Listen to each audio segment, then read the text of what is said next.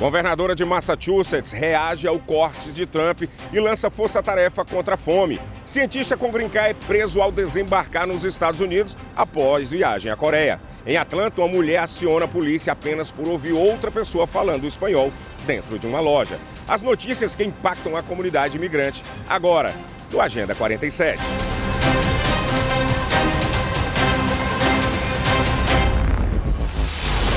Olá, hoje o Agenda 47 será feito aqui diretamente de Worcester, Massachusetts. Essa cidade que em 1848 começou com um dos grandes polos industriais de New England e desde o século XIX recebeu ondas de imigrantes europeus, como irlandeses e italianos. A partir da década de 60 e 70 começou a chegar a comunidade latino-americana, entre elas, claro, brasileiros, que desde 1980 se consolidaram aqui no centro de Massachusetts, prosperando especialmente na Grande Boston e região de Worcester.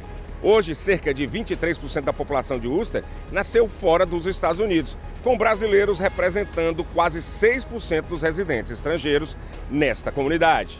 Essa comunidade hoje ela vive a cultura brasileira com igrejas, eventos anuais como o Brazilian Festival of Worcester e centros culturais também espalhados por toda a cidade. A governadora de Massachusetts, Maura Healey, desencadeou uma ação exemplar.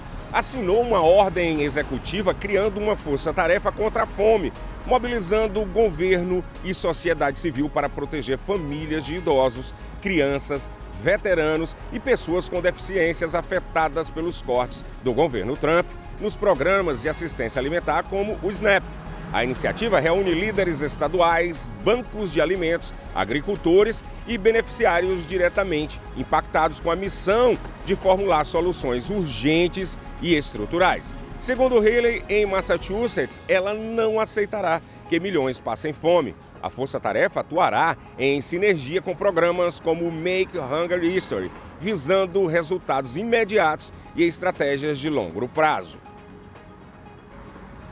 O ICE abriu 70 vagas permanentes em todo o país para cargos estratégicos, como o Deportation Office, auditor e agente especial, com salários que chegam até $90 mil por ano em cidades como Phoenix, Los Angeles, San Diego, Boston, entre outras. As oportunidades exigem cidadania americana, testes antidrogas, investigação de segurança e exigem atuação no processo de investigação, prisão e deportação de imigrantes em situação irregular no país. As inscrições vão até 29 de agosto de 2025, aqui nos Estados Unidos.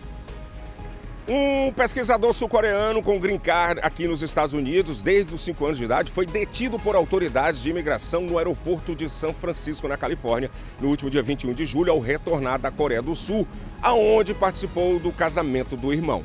Segundo o jornal Washington Post, ele ficou mais de uma semana em custódia, sem advogado ou explicação formal.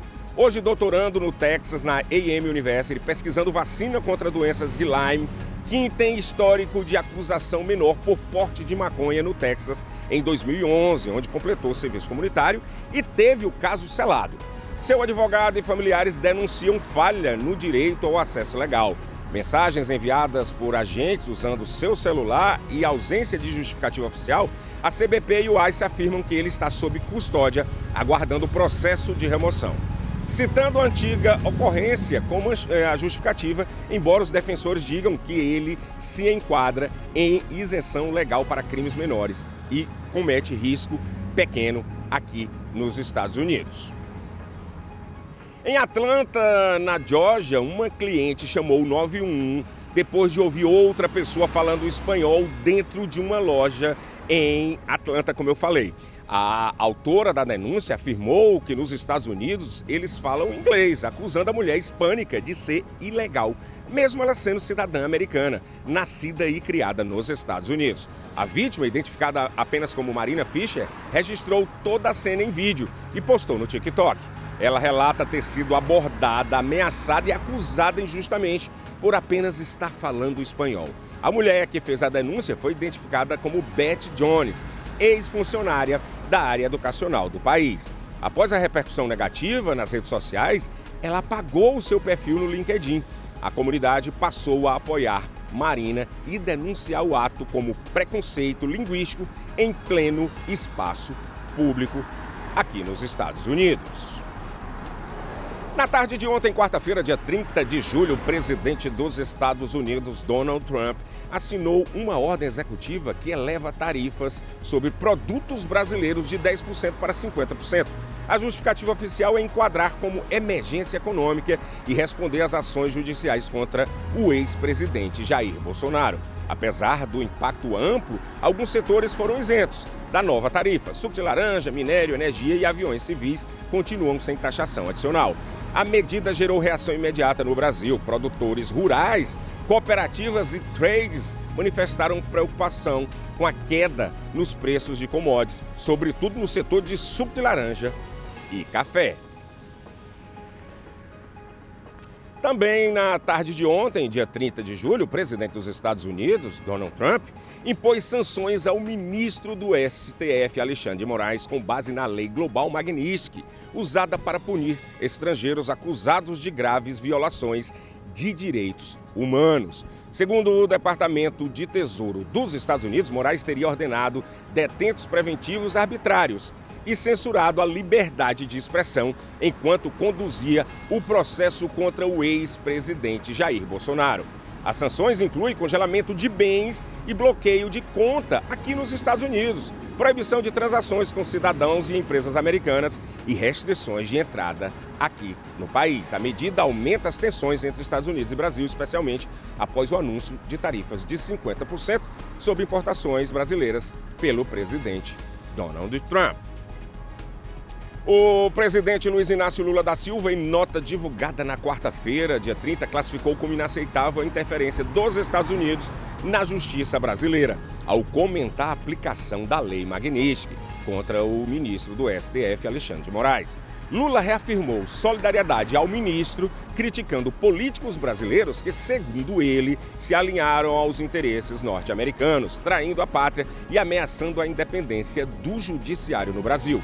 O governo brasileiro também chamou de injustificável o tarifaço de 50% imposto pelos Estados Unidos às exportações do Brasil e reafirmou que, embora disposto ao diálogo, não abrirá mão de sua soberania nenhum dos instrumentos legais de defesa do Brasil.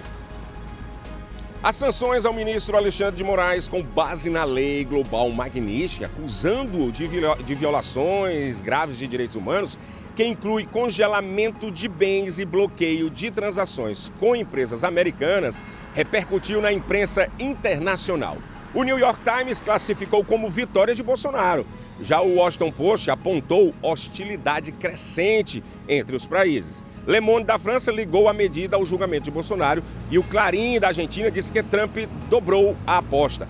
O clima é de tensão diplomática entre os Estados Unidos e o Brasil. A emissora portuguesa SIC Notícias informou que o governo americano justificou as sanções contra Moraes com base no que chamou de violações graves dos direitos humanos.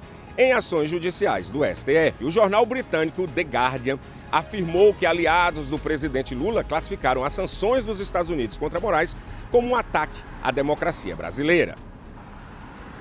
Mais de 694 produtos estão fora da taxação de Trump contra o Brasil. Entre eles, suco de laranja, polpa também do suco de laranja, combustíveis, minérios, fertilizantes, celulose, aeronaves civis, como motores e peças. Por outro lado, café e frutas e carnes não foram incluídos na lista de exceções e serão taxados em 50%. A taxa entra em vigor dia 6 de agosto, uma semana após a assinatura da ordem executiva do presidente Donald Trump. Agora chegou o momento de mandar o abraço à nossa audiência, nossos inscritos, nossos seguidores. Edson Ramos, de lá de Recife. Francisco Rodrigues, obrigado pela audiência que está lá na Flórida. Joana Dark, em St. Louis, no Missouri.